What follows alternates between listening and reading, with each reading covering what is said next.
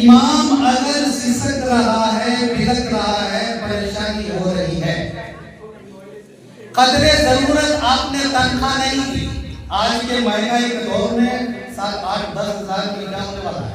کچھ ہوتا ہے؟ کچھ نہیں ہوتا. ہر آدمی جانتا ہے باپ بیٹا بھائی مل کے کماتا ہے، پھر بھی کہتا ہے بھائی اللہ کچھ بچپے لگتے اور بیچارہ امام صاحب 8-10 ہزار روپے کما کے خود بھی ضرورت کی بچے ماں باپ کی ضرورت علاج معالجہ پڑھائی پیسہ ہے، وہ کیسے ایڈجسٹ کرتا ہے؟ امام کی قدر یہ بھی ہے کہ ان کو وقت پر تنخواہ دی جائے. جتنا مل رہا ہے اگر اس پر ان کی ضرورت پوری نہیں ہوتی، ان کے ضرورت کے مطابق تنخواہ دینا آپ کے اوپر واجب ہے. اس لیے کہ آپ نے ان کو رکھا ہے، ان کے وقت لیا ہے، ان امام کے وقت کی اجرت آپ کے اوپر لازم و ضروری ہے.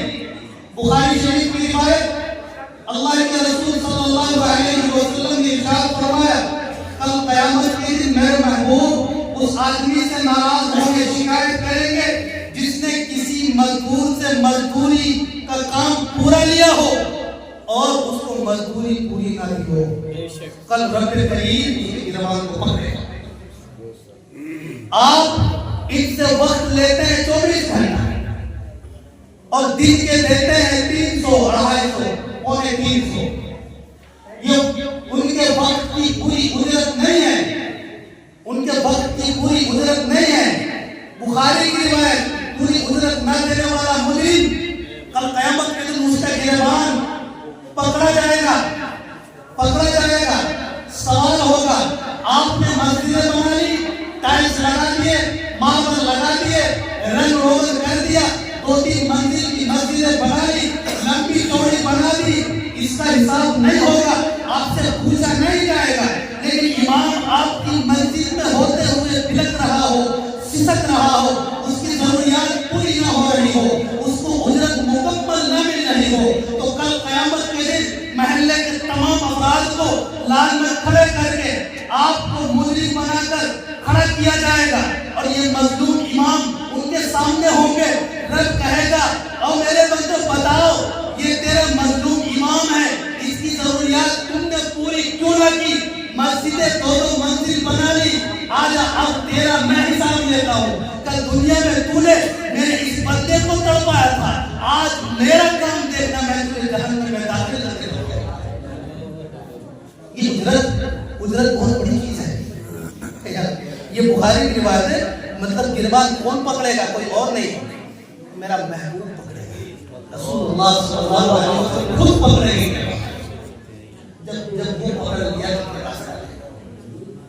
پھر راستہ نہیں بچے گا، پھر راستہ نہیں. میرے عزیز اس سے خیال کرو، امام کی تنخواہ مقصد ان کی ضروریات کے مطابق ہو، ضروریات کے مطابق ہو. یہ بھی ان کی عزت ہے، یہ بھی ان کی عظمت ہے. اور صرف 2 وقت کی روٹی کھلا کر وہ 5 وقت کی نماز ان کے پیچھے پڑھ کے امام صاحب ماشاءاللہ السلام علیکم، یہ عزت نہیں ہے، یہ اپنی جگہ. اس لیے بھائی جو باتیں آپ کے سامنے کہیں کچھ پلے پڑی میری باتیں سمجھ پا رہے ہیں، لیکن میں نے آسان لفظوں میں بولنے کی کوشش کی ہے.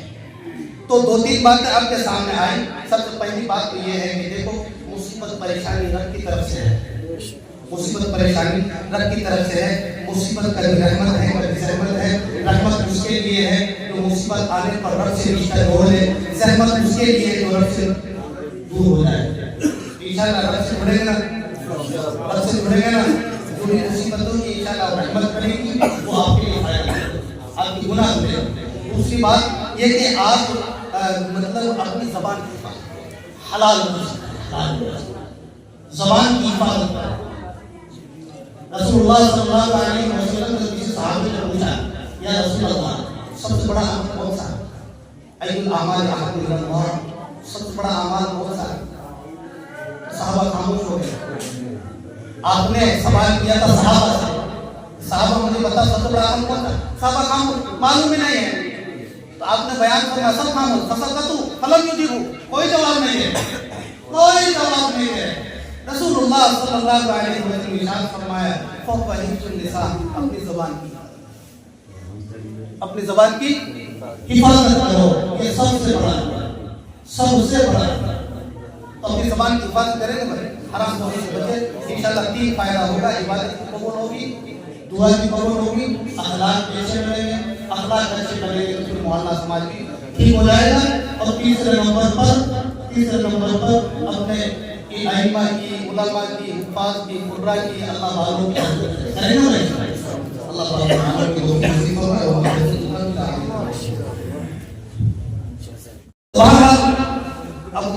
اللهم صل على محمد وعلى ال محمد،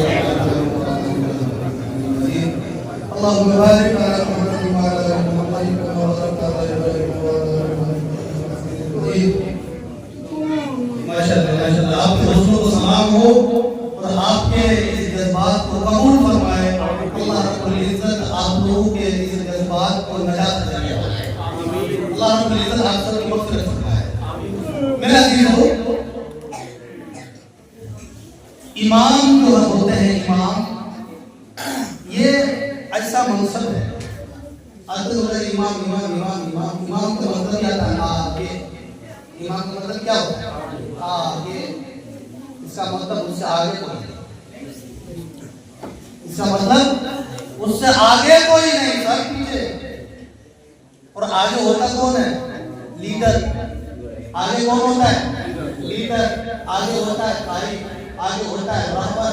جب آپ نے یہاں پر آگے تک اپنا لیڈر، اپنا قائد، اپنا رہبر تسلیم کر لیا تو پھر بعد میں کیوں آفتیں آ جاتی ہے امام کو قبول کرنے میں؟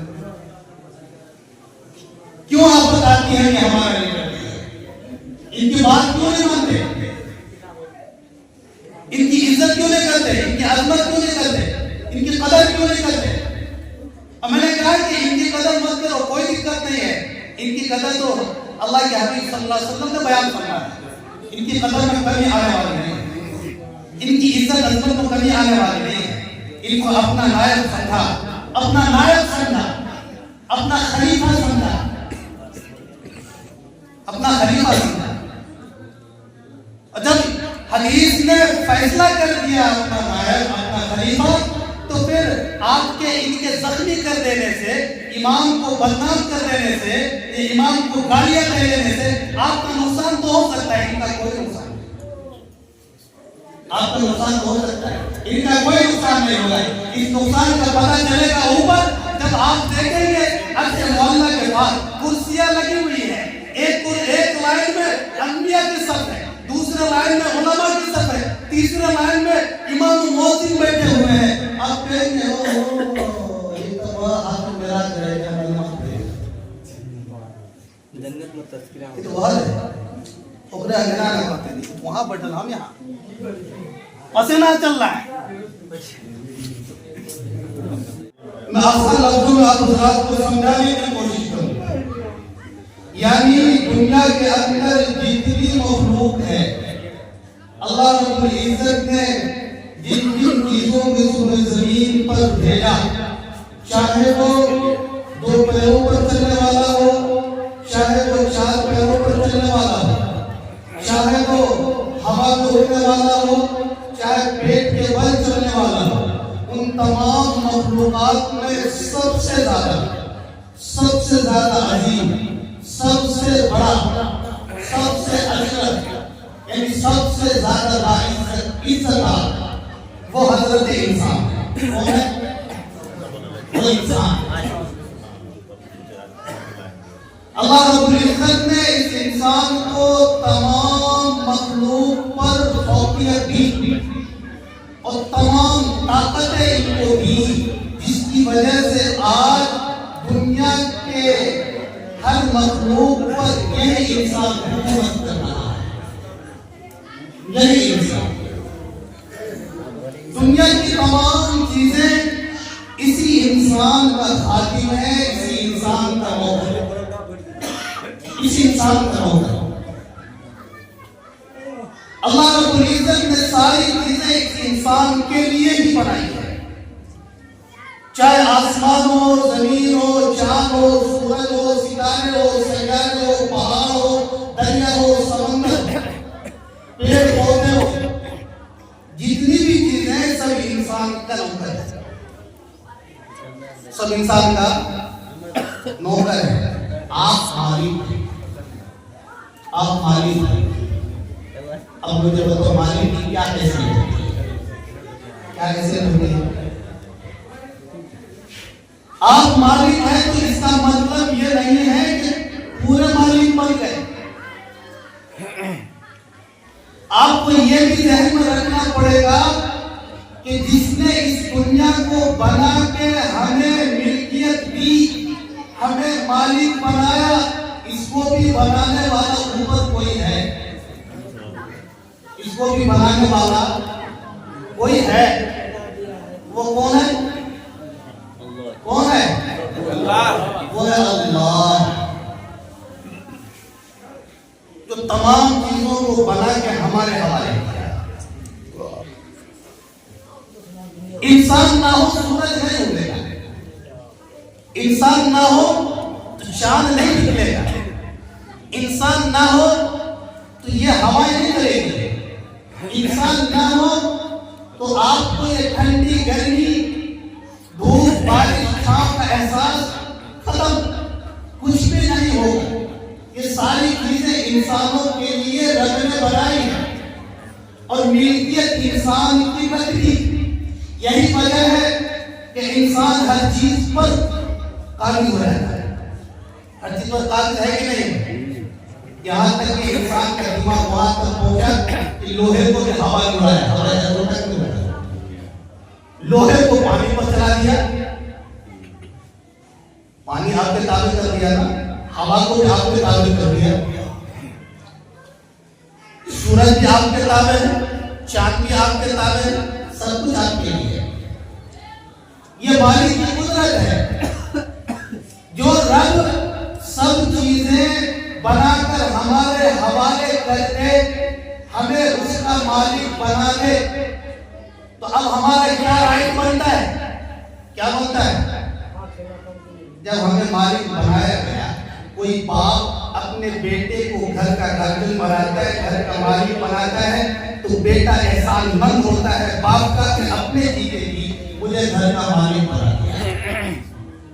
احسان کو مدد کیوں ہے کہ باپ کو لاکھ مالک بنا دیا، ایسی حالات ہے۔ احسان مند ہوتا ہے کہ میرے باپ نے اپنے جیتے ہی مجھے گھر کا مالک بنا دیا۔ اگر وہ زندہ دل انسان ہے تو اس کو سوچتا ہے، وہ زندہ دل انسان ہے تو کچھ ان کے اندر وہ مطلب درد ہوتا ہے کہ یہ بہت بڑی ذمہ داری میرے سر پر رکھ دی۔ اس باپ کا مجھ پر احسان ہے کہ مجھے مالک بنا دیا، اب وہ اس کی قدر کر رہا ہے۔ تو جو رب آپ کو اس روئے زمین پر اتار کر ساری چیزوں کا مالک بنا دیا ہو، اس رب کا آپ کو پر کتنا بڑا احسان ہے کہ آپ اس کو صحیح استعمال کریں، اس کو صحیح استعمال میں لائے۔ کوئی بادشاہ اپنی ملکیت کسی کے حوالے کر دے امانت داری کے ساتھ، اور وہ اس کو خود کرنے لگے، اس کی خیر ہے، پیٹ کو بڑھا کر کے سولی کو لٹکا دیتا۔ ایسے بہت سارے آدمی آج اس میں موقع ملا، اس کو سولی پر لٹکا دیتا۔ تو وہ ہمارا ہم دنیا کے تمام چیزوں کے بادشاہ ہے، اور ہمارا بادشاہ اوپر ہے، ہمیں حوالے کیا ہے، اور ہمارے اوپر یہ رائٹ بنتا ہے، ہمارے اوپر واجب ہے ہم اس رب کی بات مانیں جس انداز میں اللہ نے ہمیں اپنے مخلوقات کو ہمارے حوالے کیا، اور ہمارے اوپر واجب ہوتا ہے کہ ہم اس کو صحیح استعمال کریں، صحیح استعمال کریں گے تو ہماری خیر ہوگی، ورنہ بھی ہمارے سر پر گھومتی ہی رہے گی۔ یہی وجہ ہے کہ آج ہم پر بات ہے، اس لیے کہ اللہ رب العزت نے جو ذمہ داری ہمیں دی تھی، اس ذمہ داری کو ہم صحیح نہیں نبھا رہے۔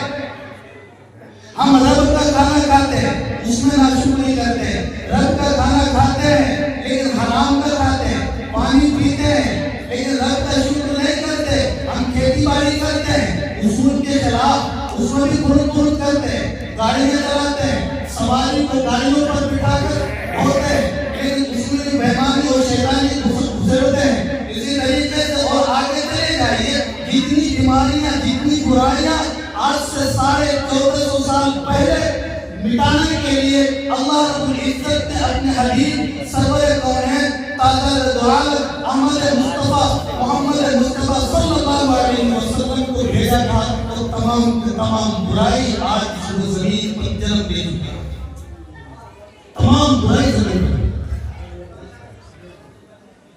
چوری ہم کرتے ہیں، ڈکیتی ہم کرتے ہیں، زناکاری ہم کرتے ہیں، بدمعاشی ہم کرتے ہیں، سود ہم کھاتے ہیں، شراب ہم پیتے ہیں، جوا ہم کھیلتے ہیں، بےمانی ہم کرتے ہیں، ایک دوسرے کی عزت پر ڈاکہ ہم ڈالتے ہیں، ایک دوسرے کے گھر میں داخل ہم ہوتے ہیں، مسجد کو ویران ہم کرتے ہیں، اماموں کے ساتھ بے حرمتی ہم کرتے ہیں، علماء کے حقوق کو پامال ہم کرتے ہیں، ان کی باتوں کو ہم پکڑتے ہیں۔ مجھے بتاؤ کون سی بیماری آج ہمارے معاشرے میں نہیں ہے جس کی وجہ سے آج ہم تمام پریشان ہیں؟ آج ہم اسے پریشانیوں کی تسبیح گھروں میں بیٹھ کر، مسجدوں میں بیٹھ کر، چوراہوں میں بیٹھ کر کرتے ہیں کہ اللہ رب العزت کو کیا ہو گیا؟ تو ہم بھی نظر آ رہے ہیں کہ ہمارے محلے میں مصیبتیں آ گئی، ہمارے گھر میں پریشانیاں آ گئی، ہماری بیوی بچے پریشان ہیں، ہماری اولاد پریشان ہے، ہماری اہلیہ بیمار ہے، وغیرہ وغیرہ۔ ارے بیمار کیوں نہ ہو جبکہ رب کے احکام کو ہم نے توڑا، رب نے ہمیں اپنے رب سے کہا ہے، کیوں نہ ہو؟ اب یہاں پر اشکال ہوگا، بات سمجھنا۔ دیکھیے آزمائش سب پر آتی ہے، مصیبت سب پر آتی ہے، اچھوں پر بھی آتی ہے، بروں پر بھی آتی ہے۔ ایک بات مجھے یاد آ گئی، آپ کے سوال کو میں ڈھونڈ رہا ہوں، آپ کا جو سوال تھا ذہن میں کبھی اٹھے گا، وہ سوال کہتے میں جواب دے رہا ہوں۔ مصیبت دو قسم کی، مصیبت جو آتی ہے ہر انسان پر آتی ہے، اچھوں پر بھی آتی ہے، بروں پر بھی آتی ہے۔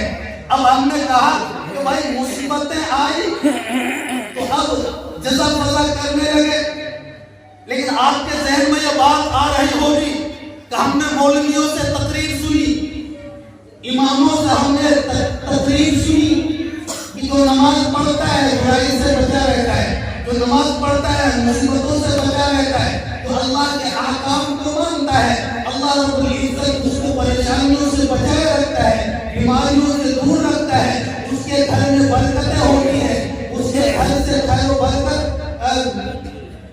اٹھاتی جاتی ہے، اس کے رزق میں وسعت ہوتی ہے، رزق کی تنگی ختم ہو جاتی ہے۔ یہ تقریر ہم برابر سنتے ہیں، اس اعتبار سے آپ کے ذہن میں بات اٹھ رہی ہوگی کہ اچھے لوگ کے اوپر جو مصیبت آ رہی ہے، یقیناً یہ مولوی کی بیچارہ کئی نہ کئی گناہ میں مبتلا ہے، اسی لیے اس کے گھر میں بھی پریشانی ہے۔ بات سمجھ آ رہے؟ تقریر سنی کہ مصیبت دور یہ کرو، مصیبت دور یہ کرو، مصیبت دور نماز پڑھو، مصیبت دور روزہ رکھو، پریشانی دور ہو جائے گی، اللہ کے احکام۔ یقیناً پریشانی دور ہوتی ہے، پریشانی دور ہوتی ہے، لیکن پریشانی کی دو قسم، ایک پریشانی وہ ہے جو انسان کے لیے عذاب بن کر آتی ہے، ایک پریشانی وہ ہے جو انسان کے اوپر رحمت بن کر آتی ہے۔ دو بات سمجھنا، ہر انسان پر مصیبت، ہر انسان پر مصیبت، چاہے اچھا ہو چاہے برا، سب پر مصیبتیں آتی ہیں۔ یہ مصیبت کی دو قسم، ایک مصیبت وہ جو کسی انسان پر آئے کبھی اس کے لیے عذاب بن جاتی ہے، ایک مصیبت کبھی انسان پر آئی وہ مصیبت انسان کے لیے رحمت بن جاتی ہے۔ وہ انسان رحمت کس کے لیے، زحمت کس کے لیے، عذاب کس کے لیے، جزا کس کے لیے؟ کان کھول کر سنیں، مصیبت سب پر، مصیبت کی بات کریں اس روئے زمین پر کسی ذات کو سب سے زیادہ تکلیف پہنچائی گئی تو رسول اللہ صلی اللہ علیہ وسلم کی ذات اقدس ہے. آپ نے بیان فرمایا اخذت فی اللہ وما یخاف احد ولا تضلین فی سبیل اللہ وما یضع. مجھے اس روئے زمین پر سب سے زیادہ ستایا سب سے زیادہ ستایا ہے. اور آپ مولوی کی تقریر سے آپ کے ذہن میں سوال کہ یہی تقریر مصیبت دور ہو جائے گی, مصیبت دور ہو جائے گی, روزہ رکھو مصیبت دور ہو جائے گی, نماز پڑھو, یقیناً دور ہوتی ہے. لیکن مصیبت کبھی کسی کے لیے عذاب, مصیبت کبھی کسی کے لیے رحمت, رحمت ان کے لیے جو کسی کے اوپر پریشانی آ گئی, کسی کے اوپر مصیبت آ گئی, اس مصیبت میں, اس پریشانی میں اگر رب سے رشتہ جوڑ لیا تو وہ مصیبت اس کے لیے رحمت, وہ مصیبت اس کے لیے جزا, وہ مصیبت اس کے لیے اجر کا ذریعہ. اگر کسی انسان پر مصیبت آ گئی, پریشانی آ گئی, وہ جزا فضا باہر کر رہا ہے, رب سے رشتہ جوڑنے کے بجائے رب سے رشتہ توڑ لیا, مزید جوا کھیلنے لگا, شرابیں پینے لگا, دارو پینے لگا, چوری کرنے لگا, زنا کرنے لگا, ڈکیتی ڈالنے لگا, سماج میں تباہی مچانے لگا, فساد برپا کرنے لگا, اس انسان کے لیے وہ مصیبت رحمت نہیں بن سکتی, اس انسان کے لیے مصیبت عذاب ہے, اس انسان کے لیے مصیبت عذاب ہے. المعاشرین صاحب دامت برکاتہ نے آپ کو ایک صحابی عورت صحابی واقعہ سنایا کہ زندگی میں کبھی مصیبت کی, کبھی پریشانی نہیں, بیوی نے کہا مجھے طلاق دو. کیوں؟ تمہارا مصیبت انسان کے لیے کبھی رحمت ہے, مصیبت کبھی انسان کے لیے رحمت ہے. رحمت اس کے لیے ہے کہ مصیبت آنے کے بعد رب سے رشتہ جوڑے. مصیبت آتی ہے والدین رہنے کے لیے, مصیبت آتی ہے اس کو ٹارچر کرنے کے لیے, مصیبت آتی ہے سبق سکھانے کے لیے کہ مصیبت جہاں مصیبت کا پہنچانا میرے قبضے میں ہے, اسی مصیبت کو ٹالنا بھی میرے ہی قبضے میں ہے. تم چاہے لاکھ جزا خطا کر دو, لاکھ میرے در پر سر مار لو, وہ سر کا مارنا تیرے لیے رحمت بن سکتا ہے. اگر میں نہ چاہوں تو مصیبت بھی میرے طرف سے نہیں کرے گی, مصیبت بھی تیرے طرف سے نہیں کرے گی. بات کہیں ہو جائے تو میرے عزیزو, مصیبت سب پر آتی ہے, مصیبت سب پر آتی ہے, اچھے ہو چاہے برے ہو. روایت میں آتا ہے کہ جو رب کا جتنا زیادہ قریب ہوتا ہے اللہ رب العزت اس کے اوپر مصیبت بھی اسی کے مطابق ڈالتا ہے, مصیبت کو اس کے اوپر اسی کے مطابق ڈالتا ہے. جو جتنا قریب ہوتا ہے مصیبت اتنا ہی سب ہوتا ہے. کیوں؟ جانتا ہے کہ میرا بندہ ہے, جانتا ہے یہ میرا بندہ ہے. رب جانتا ہے کہ میرے گھر پر اپنا سر کو جھکائے گا, اس لیے کہ اللہ رب العزت نے اپنی ممتا, اپنی محبت کی جو مثال دی وہ ماں سے دی. ایک ماں کا ممتا اس بیٹے سے پوچھے, ایک ماں کا ممتا اس بیٹے سے پوچھے کہ اس ماں کو اس بیٹے سے کتنی محبت ہے, اس بیٹے کو احساس ہوگا کہ ماں کو مجھ سے کتنی محبت ہے. اس ممتا کی مثال جو اللہ نے دی ہے وہ ماں کی محبت سے دی ہے. اور بات سنتے ہی اللہ رب العزت اپنے بندوں سے محبت کرتا ہے 70 ماؤں سے زیادہ, 70 ماؤں سے زیادہ. کبھی آپ نے دیکھا ہوگا کسی کے چھوٹے بچے ہیں گھر میں آنگن میں بیٹھا ہے, معصوم بچہ ہے, کھیلنے کے لیے اس کو چلاتا ہے, کیا کرتا ہے؟ روتا ہے تو رلاتا ہے, روتا ہے تو رلاتا ہے, ٹھوکر مارتا ہے, قریب آتا ہے, ٹھوکر مار دیتا ہے, قریب آتا ہے, ٹھوکر مار دیتا ہے. اس لیے تو باپ کو اچھا لگتا ہے. اس کا مطلب یہ نہیں ہے کہ باپ اس سے محبت نہیں کرتا, ہوتا کیوں تب تجربہ ہے اثر نہیں کرتا. اب ایک باپ گھر سے باہر نکلا, پیچھے سے بچہ ہے, ابو ابو بس انٹھا دیا, چل دیا آگے, جہاں دھپک کیا, وہ رو رہا ہے, رو رہا ہے, پھر اس کو اپنا چہرہ دکھایا, پھر دھپک ہے, وہ بچہ رو رہا ہے. کیوں؟ باپ کو محبت نہیں ہوتا, باپ کو محبت نہیں ہے, باپ کو محبت ہے, وہ کھیل رہا ہے, اس کو اچھا لگتا ہے. تو وہ رب کہہ رہا ہے کہ مجھے 70 ماؤں سے زیادہ میں اپنے بندوں سے محبت کرتا ہوں. جو بندہ رب کے زیادہ قریب ہوتا ہے اللہ رب العزت اس کو اتنا ہی آزمائش میں ڈالتا ہے. وہ جانتا ہے اللہ رب العزت کو اچھا لگتا ہے جب وہ بندہ اپنے سر کو زمین پر رکھ کر روتا ہے، آنسو گراتا ہے، رب خوش ہوتا ہے، اس کی دعاؤں کو ایک ذخیرہ بنا کر رکھتا ہے، اس کو اکٹھا دے دیا جاتا ہے۔ میرے عزیزوں، وہ بندہ اپنے رب کے بارگاہ میں جب ہوتا ہے، اللہ خوش ہو کر فرشتوں کے سامنے کہتا ہے کہ دیکھو میرے بندے کو کتنی محبت ہے، وہ میرا بندہ کتنے پیار سے میرا نام لیتا ہے، یا اللہ یا اللہ یا اللہ میری پریشانی دور کر، یا اللہ میری پریشانی دور کر۔ رب فخر کے ساتھ کہتا ہے کہ میرے بندوں کو معلوم ہے کہ میرے سوا کوئی نہیں، میرے بندے کو معلوم ہے حاجت روا کوئی نہیں، میرے بندے کو معلوم ہے میرے سوا مشکل کشا کوئی نہیں، میرے بندے کو معلوم ہے مصیبت کو دور کرنے والا میرے سوا کوئی نہیں، اسی لیے میرے دربار میں اپنے سر کو رکھ کر زمین پر مجھ سے مانگ رہا ہے۔ چلو میں اپنے فرشتوں کو گواہ بنا کر کہتا ہوں، میرے فرشتوں تم گواہ رہنا، یہ میرا بندہ میرے سب سے زیادہ قریب ہے، آج میرے بندہ مجھ سے بخشش کی دعائیں کر رہا ہے، میں تجھے گواہ بناتا ہوں، میں تجھے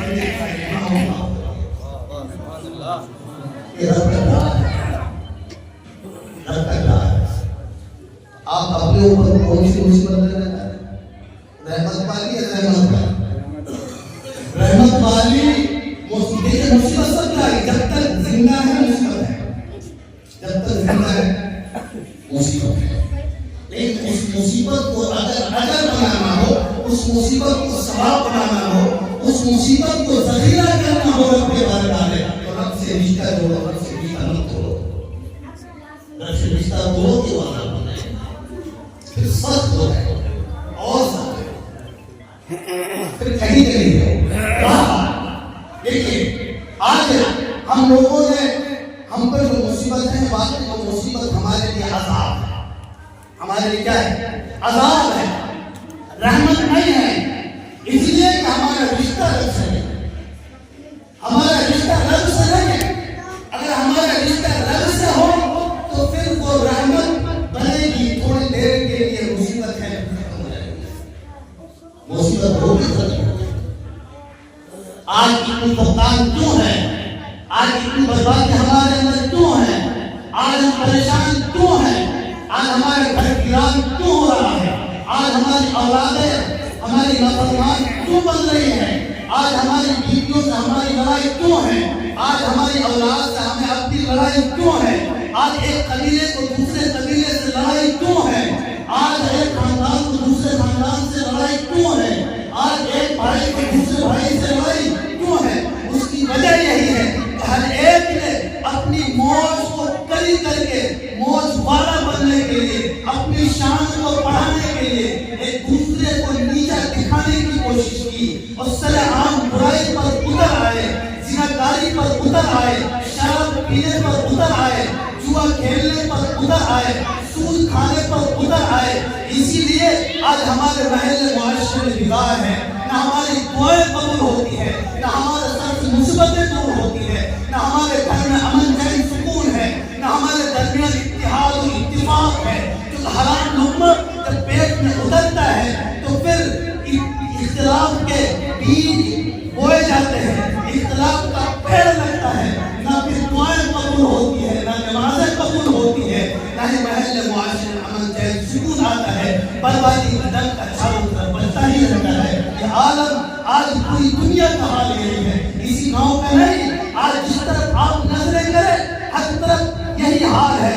مسلمانوں کی تباہی و بربادی کا گیت گایا جا رہا ہے، مسلمانوں کی پریشانیوں کا بول بالا چاروں طرف ہے، اس لیے کہ اللہ رب العزت کی نافرمانیاں تو ہم نے کی اور مصیبت پر مزید ہم نے جزا فضا کر لی۔ بسا اوقات اپنی زبان سے ہم نے کفریہ کلمات بھی ادا کیا ہے اور کرتے بھی ہیں، اور کئی جگہ تو میں نے اپنے کانوں سے سنا، کسی کا بات مل گیا سر پڑھتے ہوئے آنگن میں کھڑے ہیں اور کہتا ہے کہ رب کو مجھ سے کیا دشمنی تھی، رب کو ہی میرا گھر نظر آیا تھا، نعوذ باللہ من ذالک، رب کو ہم سے دشمنی ہو گئی، رب کو کوئی اور دیکھا نہیں تھا، رب نے ہمارے اوپر کوئی رحم نہیں کیا، کیا رب کا رب ہمارا نہیں ہے، رب سے ہمارا رشتہ نہیں ہے؟ ایسے ایسے نعوذ باللہ من ذالک زبان کے الفاظ استعمال کیا جاتا ہے۔ ارے مردود، رب نے تجھے اس روئے زمین پر سر سے لے کر پاؤں تک وجود بخشا، تجھے سر میں دو آنکھیں لگائی، دو کان لگائے،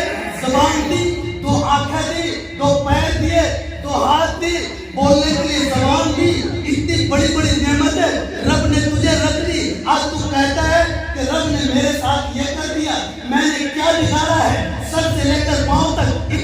وجود دیا, مسلمان گھر میں تجھے پیدا کیا, اس لیے پیدا کیا تھا کہ تو رب کے احکام کو توڑ کر کسی غیر کے سامنے سر ہو جائے, رب کا احکام چھوڑ کر اپنے من کے پجاری بن جا, رب کا احکام چھوڑ کر اپنے من کی بات ماننے لگ. اس لیے نہیں دیا.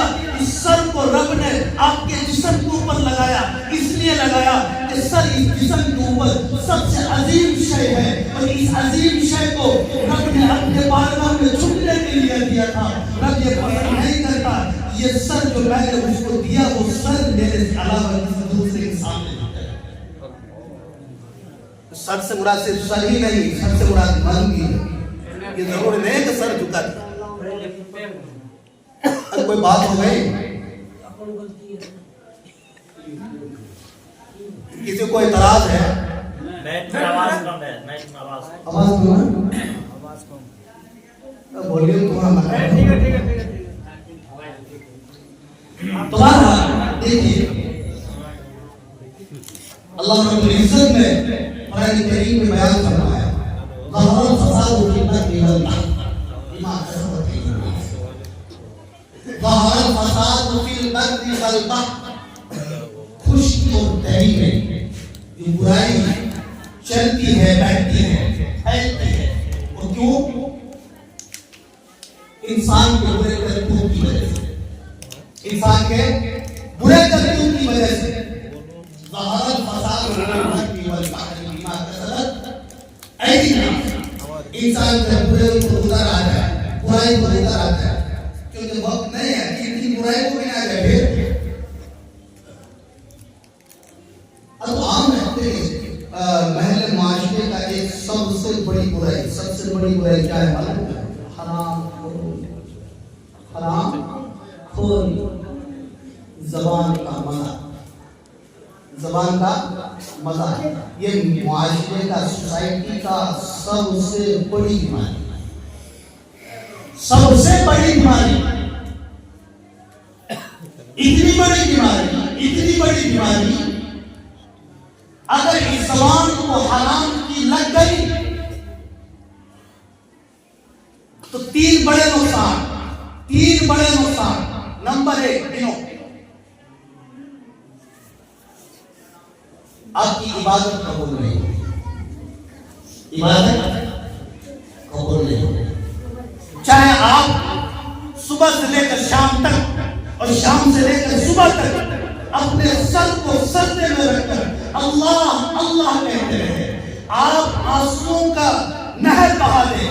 اگر آپ کے پیٹ میں حرام کا ایک لقمہ پڑا ہوا ہے, تو سارے سجدے آپ کے پانی میں, سارے سجدے آپ کے پانی میں. نہ آپ کا روزہ قبول, نہ آپ کی نماز قبول, نہ آپ کی زکات قبول, نہ آپ کے حج قبول, نہ آپ کے خیرات قبول, نہ آپ کے صدقات قبول, کچھ بھی قبول نہیں. ایک حرام کا لقمہ, ایک حرام کا لقمہ. یا ایھا الناس کلوا مما فی الارض حلالا طیبا. رب کہتا ہے کہ حلال روزی کھاؤ, حلال. یہ زبان رب نے کیوں ہے؟ ہم کہاں سے کھاتے ہیں بھائی کھانا؟ کہاں سے کھاتے ہیں؟ پساڑے سے. کوئی کو کھاتا ہے پساڑے سے, کوئی بولا پساڑے سے. کھانا کہاں سے کھاتے ہیں؟ منہ سے کھاتے ہیں نا, یاد رکھیں کہاں کھاتے ہیں؟ منہ سے. شاید بھول رہے ہو اس لیے بولتے ہیں منہ سے کھاتے ہیں نا.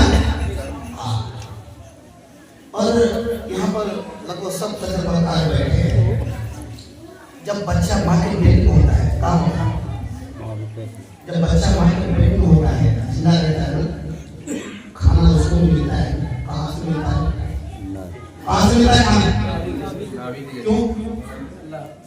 منہ نہیں کھا, منہ بند ہے, منہ تیار ہوا. ارے منہ تو پیٹ میں تیار ہوا. رب نے منہ سے کھانا کیوں نہیں دیا ماں کے پیٹ میں؟ کیوں نہیں دیا؟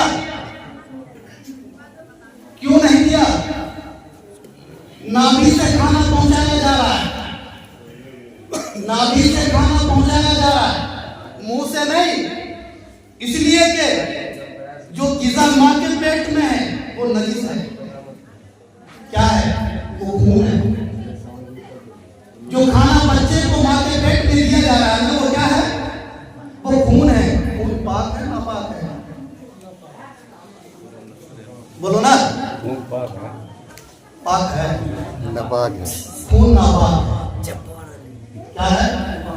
خون ناپاک ہے. خون ناپاک. رب نے کھانا دیا ماں کے پیٹ میں بچے کو، غذا پہنچایا بچے کو کس کے ذریعے سے؟ ناک کے ذریعے سے، منہ کے ذریعے سے نہیں. رب چاہتا تو منہ کے ذریعے سے بھی پہنچا دیتا، رب چاہتا تو کان کے ذریعے سے بھی پہنچا دیتا، رب چاہتا تو ناک کے ذریعے سے بھی اس کو غذا پہنچاتا. لیکن نہیں، ناک کے ذریعے سے ڈائریکٹ پیٹ میں اتارا، ڈائریکٹ پیٹ میں اتارا. منہ سے بھی نہیں، ناک سے بھی نہیں، اور کان سے بھی نہیں. اس لیے کہ رب کو معلوم ہے یہ خون نجس ہے، یہ خون حرام ہے. اور میرا بندہ جب زمین پر روئے زمین میں آنکھ کھولے گا، میرا بندہ جب دنیا میں جائے گا آنکھیں کھولے گا تو اسی زبان سے میرا نام لے گا. میرا بندہ اس زمین دنیا میں جانے کے بعد قرآن کریم کی تلاوت اسی زبان سے کرے گا. میرا بندہ دنیا میں میرے محبوب کے حدیث پاک کی تلاوت اسی زبان سے کرے گا. میرے محبوب پر درود اسی زبان سے پڑھے گا. میرا حمد و ثنا اسی زبان سے کرے گا. اللہ رب العزت کو علم تھا کہ میرا بندہ اس دنیا میں جانے کے بعد جب میری تسبیح پڑھے گا تو اسی زبان سے پڑھے گا، تکبیر پڑھے گا اسی زبان سے پڑھے گا، تحلیل پڑھے گا اسی زبان سے پڑھے گا. رب نہیں چاہتا تھا کہ جس زبان سے میری حمد و ثنا بیان کی جائے، جس زبان سے میری کبریائی بیان کی جائے، جس زبان سے میرے محبوب پر درود پڑھی جائے، جس زبان سے میرے محبوب کی تعریف کی جائے، اس زبان میں کسی گندے خون کو اتاروں اس کے پیٹ پہ. لہذا اشارہ اس طرف ہے کہ او میرے بندو، اس طریقے سے ماں کے پیٹ میں تجھے غذا پہنچایا ناک کے ذریعے سے، اسی طریقے سے تم روز دنیا میں جانے کے بعد جب تمہاری آنکھیں کھل جائے، جب تم ہوش میں آ جاؤ تو اپنی زبان کو بھی ہوش میں رکھنا، اپنی زبان کو بھی قابو میں رکھنا، اپنے ناک کو بھی قابو میں رکھنا، اپنے کان کو بھی قابو میں رکھنا. اس لیے کہ کہیں یہ زبان تیری حرام کی نہ لگ جائے، تیری زبان کو حرام کا لقمہ نہ پڑ جائے، تیری زبان کو سود کا عادت نہ پڑ جائے. اس سے بچائے رکھنا. اس لیے کہ اس زبان سے تو میری بھی تعریف کرے گا، اسی زبان سے میری محبوب کی تعریف کرے گا. اسی زبان سے سبحان اللہ. تو پھر وہ رب کریم کیوں اسی منہ میں شراب پیتی ہے، اسی منہ سے شراب پیتی ہے نا، اسی منہ سے گالی بھی دیتے، اسی منہ سے چغلی بھی کرتے، اسی منہ سے غیبت بھی کرتے، اسی منہ میں حرام کا لقمہ بھی ڈالتے. حرام کا لقمہ، سود کا، پیاز کا، بیماری کا، شیطانی کا، ڈکیتی کا، چوری کا، سب کھاتے نا. تو پھر عبادت قبول نہ ہوگی. پھر عبادت رب نے آپ کو ماں کے پیٹ میں بچایا، اس لیے پوری دنیا میں آ کر میری فرما برداری کرے گا. لیکن رب نے تجھے وہاں بچایا، جب تو اپنے اختیار میں آیا تو اپنے منہ کو خراب کر لیا. اپنے منہ کو کیا کر لیا؟ خراب کر لیا. اب کہاں سے وہ تکبیر تحریر رب کی بات کرو؟ ایک لقمہ کھانے کے بعد حضرت ابن عمر رضی اللہ تعالیٰ عنہ کی روایت ہے، ایک لقمہ پیٹ میں جب جاتا ہے تو اللہ رب العزت اس کے 40 دن کی عبادت روحانی میں ختم کر دیتا ہے. کتنے؟ 40 دن کی عبادت قبول نہیں ہوتی ایک لقمہ میں. اور جس کا 24 گھنٹے کا غذا حرام کا ہو، مجھے بتاؤ اس کی عبادت کہاں سے قبول ہوگی؟ سب سے پہلا نقصان عبادت قبول نہیں ہوتی. دوسرا نقصان اس کی دعا قبول نہیں ہوتی. تیسرا نقصان اس کے اخلاق ختم ہو جاتے ہیں، کردار ختم ہو جاتے ہیں، معاملات اچھے نہیں رہتے. جب اخلاق کردار سمجھ رہے نا، کریکٹر اخلاق کردار وغیرہ بولتے ہیں نا، اچھی عادت، اسے کیا کہیں؟ اچھی عادت. جب یہ چیزیں ختم ہو جائے تو اب مجھے خود ہی سوچ کر بتاؤ پھر آپس میں محبت رہے گی؟ محبت کب کہتے ہیں نا, اگر کسی سے محبت ہو جاتی ہے کسی کو تو کہتے ہیں بہت بڑھیا آدمی ہے اور عادت بہت بڑھیا ہے, اچھا کی تعریف کیوں ہو گئی؟ اس کے سامنے اخلاق اچھا ہے. آپ نے کیوں کہہ دیا اچھا آدمی؟ آپ نے کیوں اس سے محبت کی؟ اس لیے اس کی عادت اچھی ہے, اس کی عادت اچھی ہے. اسی اچھے عادت کو حسن اخلاق کہا جاتا ہے.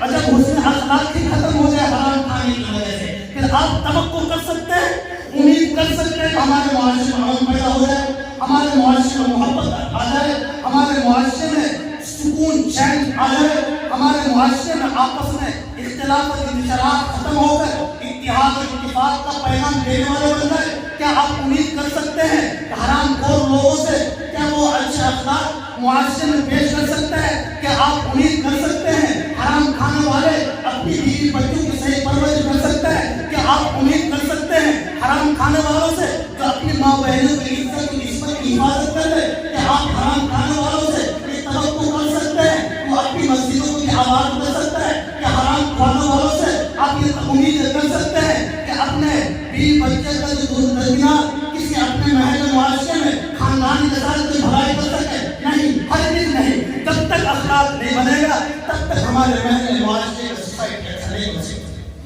نہیں بن سکتا, گارنٹی ہے. اللہ رب العزت نے حرام حلال کھانے کو بڑی تلقین کی, اس لیے کہ حلال روزی کے ساتھ جڑا ہوا ہے آپ کی نیک بختی. حلال روزی کے ساتھ جڑا ہوا ہے آپ کی نیک بختی. آپ کی نیک بختی اس سے جڑا ہوا ہے.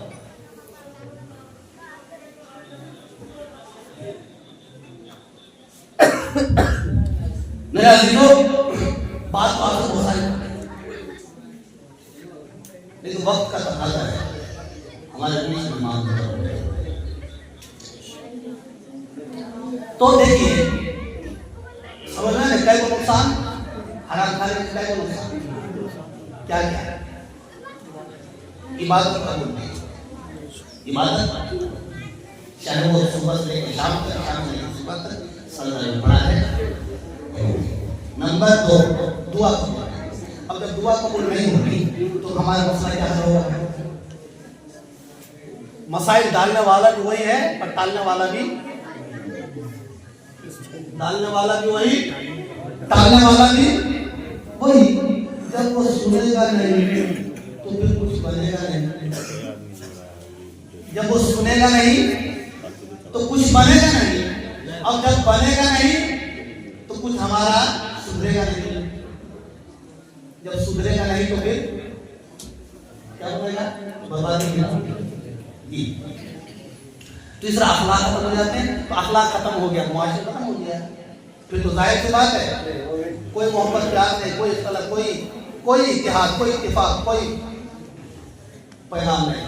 سب اپنے اپنے ٹرن میں موج کی بات وہی. اس سے بچنا نہایت ضروری ہے. سب سے بڑا مہلک تو آج ہمارے بھائی کو سومو کرتا ہے نا. سومو کہتے ہیں بھائی, کسی بات مشکل ہے. اب وہ تو حرام کی ہے یاد ہی تو ہے. کون گھر بچا ہوا ہے؟ کون گھر بچا ہوا ہے؟ سب حرام کھا رہا ہے, سب حرام کھا رہا ہے. اور جب حرام کھائے گا تو بنے گا کیا؟ کیا ہماری اولادیں صحیح ہو سکتی ہے؟ ہماری نسلیں سدھر سکتی ہے؟ ہماری نسلیں سدھر سکتی ہے؟ ہمارے بیوی بچے ٹھیک ہو سکتے ہیں؟ ہمارے گھر میں امن آ سکتا ہے؟ ہمارے گھر میں برکتیں ہو سکتی ہیں؟ رزق میں فراخی ہو سکتی ہے, رزق بڑھ سکتی ہے؟ نہیں. اب میں دیکھتا ہوں کہ جو سموہ میں ہے وہ برباد ہے, جو سموہ میں ہے وہ برباد ہے. بیوی بھی کماتی ہے, بچے بھی کماتے ہیں, باپ بھی کماتے ہیں, سب کماتے ہیں, پھر بھی کہتے ہیں کہ مجھے ہمارا دینا ہے 7,000 روپیہ, 7,000 روپیہ ہمارا آپ کا دینا ہے. نہیں چاہیے, کو ٹکا نہیں, فلاں بات لا کے دے دیا.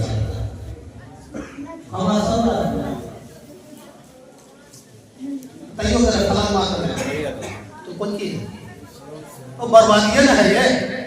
تو بہرحال اپنی بات کہیں اور نکل جاتی ہے. تو ظہر الفساد فی البر والبحر، روئے زمین پر جب برائی عام ہو جاتی ہے نا انسان کے اپنے برے کرتوت کی وجہ سے، تو اللہ رب العزت اسی انسان کو بڑے عذاب دینے سے پہلے چھوٹے عذاب میں مبتلا کرتے ہیں. برائی عام ہو جانے کے بعد چھوٹے عذاب میں مبتلا کیا جاتا ہے. تو آج جو بھی پریشانی ہے نا وہ چھوٹا سا عذاب ہے ہمارے اوپر، چھوٹا سا عذاب ہے، گویا کہ وہ بار نہیں ہے. رب کہتا ہے کہ میرے بندے سدھر جا، مان جا، آج بھی موقع ہے. آج کے تیرے جسم میں سانسیں چل رہی ہے، تیری آنکھ کھلی ہے، سدھرنے کا موقع ہے. جس دن تیری آنکھ بند گئی قیامت تجھ پر آ گئی، بڑا عذاب چھا گئی. قیامت آ گئی تو بڑی عذاب چھا گئی. اللہ رب العزت اس زندگی میں جب برائی عام ہوتی ہے تو رب کریم چھوٹے عذاب کو نمونے کے طور پر ڈالتا ہے. فَلَنُذِيقَنَّهُم مِّنَ الْعَذَابِ الْأَدْنَىٰ دُونَ الْعَذَابِ الْأَكْبَرِ لَعَلَّهُمْ يَرْجِعُونَ. چھوٹے عذاب کو اس لیے کہ چھوٹا سا جو عذاب ہے، اب مطلب شکایتیں آئی، لوگ مر رہے تھے، مہینہ ڈیڑھ کو میں 10-15 کو ہم لوگ سارے. تو یہاں پر تھوڑے سے دیکھیے مطلب عقیدہ اتنا گندا ہو چکا ہے ہمارے پاس کہ کوئی مرا تو الزام کہاں ہے،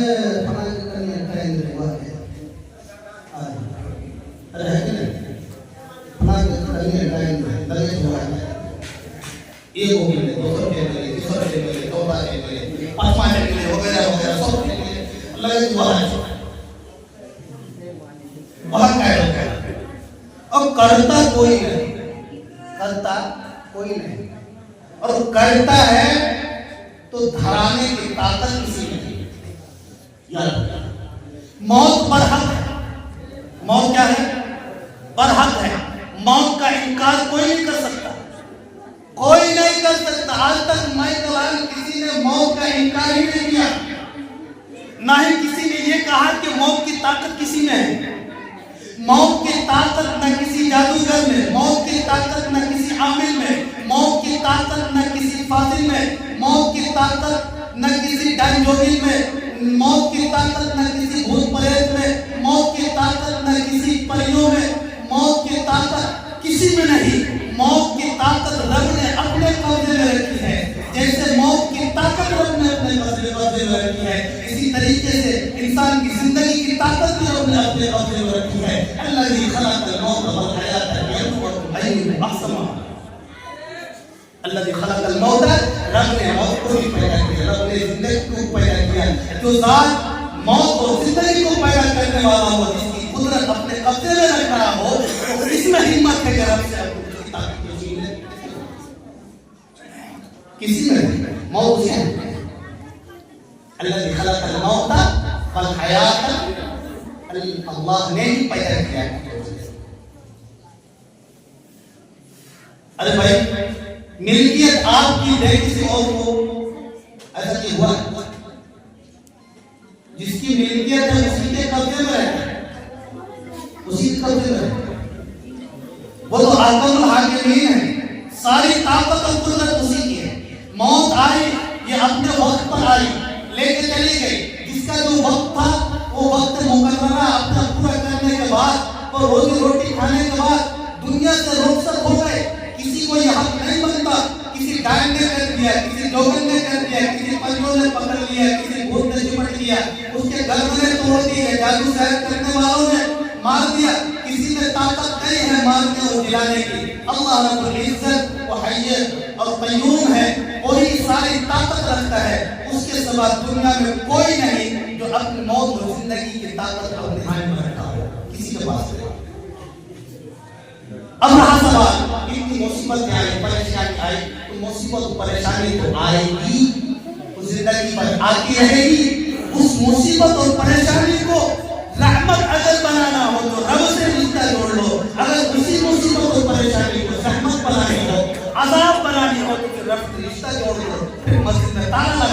ہاتھوں میں لڑتے جھگڑتے رہو کہ عذاب آپ کے سر پر منڈلاتی رہے گی، موت آ جائے گی، عذاب ٹلیں گے، موت آ جائے گی، عذاب ٹلیں گے۔ ظہر الفساد فی البر والبحر بما کسبت ایدی الناس لیذیقہم۔ اللہ رب العزت ان کو زمین پر جب گناہ عام ہو جاتے ہیں تو مصیبتیں آتی ہیں، مصیبتیں آتی ہیں۔ اسی لیے رب نے بیان فرمایا ما اصابکم من مصیبت فبما کسبت ایدیکم، فبما کسبت ایدیکم، تمہارے برے کرتوت کی وجہ سے مصیبتیں آئی ہیں۔ اور مصیبت کو ٹالنے کا سب سے بڑا ذریعہ یہی ہے کہ آپ سے رب راضی ہے، آپ اپنے رب کو راضی کر لو، رب کے اوپر سے مصیبتوں کو دور کر دے گا، یا تو پورے ہی دور کرے گا یا تھوڑی دیر کے لیے ہے بھی تو مصیبت آپ کے لیے مصیبت رحمت ہے۔ میرے عزیزوں، اس کے رب سے رشتہ یہ بہت برائی تو بہت ہے، کتنی برائی آپ کے سامنے کھائی بہت برائی ہے۔ سب سے پہلا کام آپ کریں کہ حلال روزی کی پرواہ کریں، حلال روزی کا انتظار بنائیں، تبھی کام کریں، تبھی محنت مزدوری کریں۔ جو بھی کھائے حلال کھائے، صاف ستھرا کھائے، اس میں آپ کو صاف ستھرا کھائیں گے اللہ رب العزت آپ کو عمل کی بھی توفیق دے گا، کیونکہ حلال روزی کے ساتھ ساتھ عمل کا تعلق ہے، نیک عمل کا تعلق ہے، نیک عمل کا تعلق۔ اسی لیے حرام کھاؤ گے تو بات نہیں کریں، پھر تو یہی حال ہے جیسے شکایت ہے۔ ہم دیکھتے ہیں کیونکہ اس گاؤں کے حالات کو دیکھ کر یہ مجلسیں لگائی گئی، آپ کو جوڑا گیا۔ اللہ آپ کے اس بیٹھنے کو قبول فرمائے، اس جڑنے کو قبول فرمائے، آپ کے درمیان اتحاد اور اتفاق پیدا فرمائے۔ آپ کے اس مجمع کو دیکھ کر یہ بوڑھے بزرگ بیچارے سفید داڑھی والے بھی بیٹھے، ان کا چہرہ دیکھ کر مجھے بڑی خوشی ہو رہی کہ نیز کی قربانی دے کر مسجد میں بیٹھے اور پیغام دے رہے کہ ہمیں اللہ کے رسول سے محبت ہے۔ اللہ آپ کو حقیقی اور سچی محبت اپنے محبوب کی نصیب فرمائے۔ بڑی اچھی بات ہے کہ آپ کے گاؤں کے درد میں، آپ کی محبت میں یہ مجلس زبردستی دی، زبردستی دی اور آپ نے قبول کیا، کیونکہ حالات برابر، کیونکہ یہ علماء ائمہ فاؤنڈیشن پلاس بھولی کا جو کام کر رہی ہے، یہ تنظیم آپ کے اس ملک کے علاقے میں، پورے علاقے کی نظر چاروں طرف آپ کی خیر خواہی، آپ کی محبت، آپ کے پیار میں، آپ کے لاڈ میں، اپنے درد کو، کڑھن کو، چبھن کو لے کر آپ کے بستی میں آئے اور آپ کو جوڑا تاکہ ہمارے بھائیوں کے درمیان دین داخل ہو جائے۔ جو ٹوٹ ہے وہ ٹوٹ اتفاق میں بدل جائے، اتفاق میں بدل جائے، آپس میں محبت پیدا ہو۔ میرے عزیزوں، یہ حال بنے گا تو ہمارے محل معاشرے میں خوشحالی آئے گی، خوشحالی آئے گی۔ ہر گھر میں برکتیں ہوں گی، لیکن نااتفاقی ہوگی، حالات چوری ہوگی، زنا چورکاری ہوگی، وغیرہ وغیرہ۔ جوا شراب عام ہو چکا ہے، جوا تو بڑے بڑے بوڑھے بوڑھے لوگ کو بھی کھیلتے ہوئے دیکھا ہے۔ یہ تو عام، یہی وجہ ہے کہ جہاں ہم اپنوں کی قدر نہیں کرتے، اپنے باپ کی قدر نہیں کرتے، ماں کی عظمت نہیں کرتے، اپنے خاندان کنبے والے بڑے لوگوں کی عظمت نہیں کرتے، تو وہیں پر ہمارے سامنے سے اماموں کی عظمت بھی مفقود ہے، اماموں کی عزت بھی ہمارے سامنے سے گئی گزری ہے، اماموں کی قدر و منزلت بھی ہمارے سامنے سے غائب ہے۔ وہ امام ہے بس بیچارہ 5 وقت کی نماز پڑھانے کے لیے رکھا ہے، باقی ان کے خیالات دور تک نہیں، اپنے اپنے مست و مگن میں مست رہتے ہیں۔ یہ آج ہمارا حال ہے، اس لیے حال ہے کہ ہمارا حال اندرونی ٹھیک نہیں ہے، باطن ہمارا گندا ہو چکا ہے۔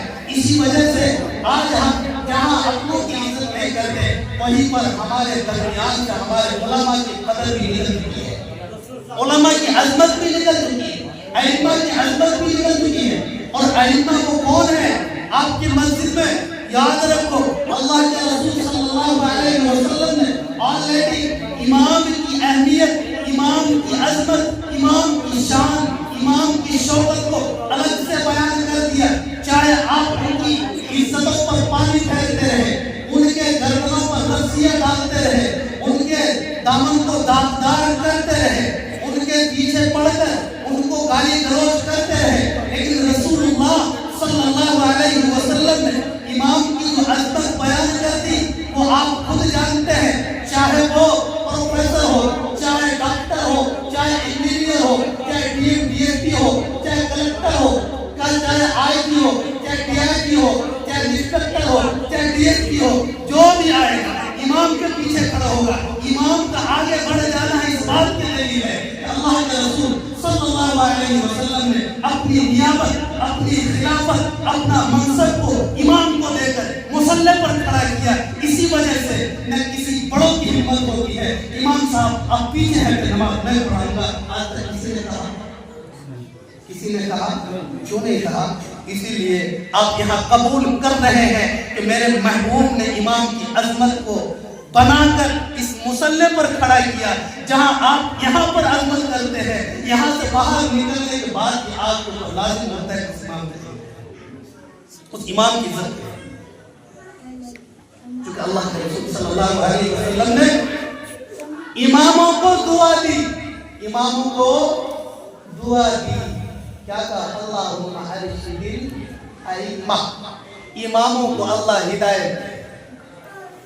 آپ ان پر تہمت لگاتے رہے، ان کے دامن کو داغدار کرتے رہے، ان کی ٹانگوں کو کھینچتے رہے، ان کی عزت کو، ناموس کو مٹاتے رہے اور ان کو بدنام کرنے کے لیے گلی کوچوں میں پرچار کرتے رہے۔ اللہ کے حبیب نے دعا دی اللہم ارشد الائمہ، اور تیرے بدنام کرنے سے اس امام کی ہدایت ان کے دامن سے چھوٹنے والی ہے۔ بے شک بے شک امام کی ہدایت دامن سے چھوٹنے والی ملتی ہے۔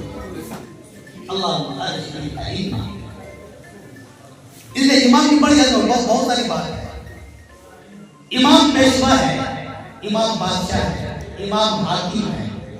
امام کی عظمت صرف 5 وقت کی نماز میں آگے ہی نہیں، بلکہ جب آپ کے پیچھے جائے تو اس وقت کے آگے پر لازم ہے امام کی عزت کرے، امام کی دیکھ بھال کرے، ان کی ضروریات پر خیال رکھے، اور ان کی ضروریات صرف یہ نہیں ہے کہ 3 وقت کی روٹی دے دی، 3 وقت کی روٹی دے دی، جو تنخواہ طے کیا مہینہ میں 3 قسطوں میں دے دی۔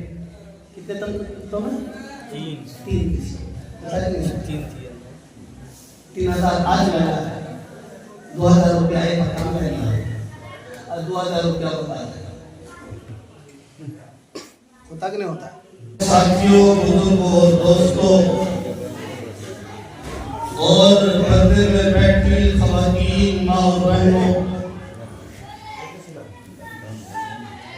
مجھے یہ مجمع دیکھ کر بڑی خوشی ہو رہی ہے کہ آپ حضرات نے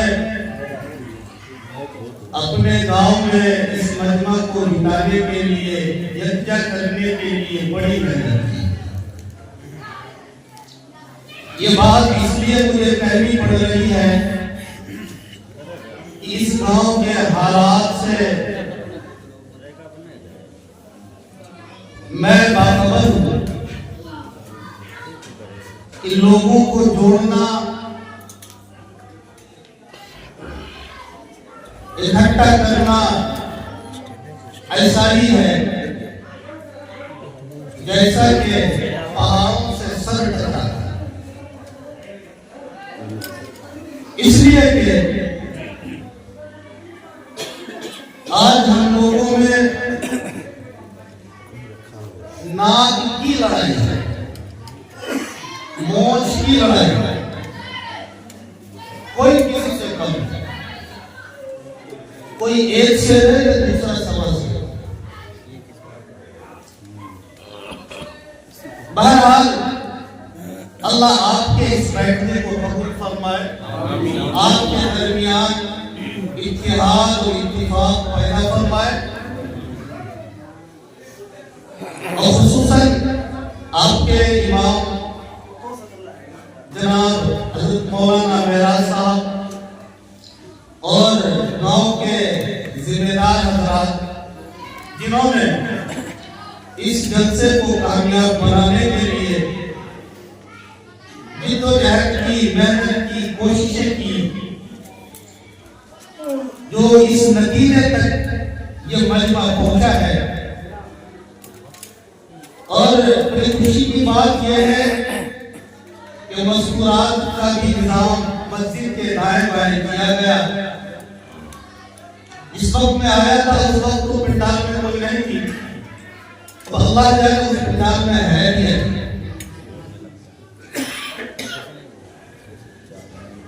تو یہ آپ کا اس مجمع میں بیٹھنا گویا کہ آپ کی اس جلسے کا کامیابی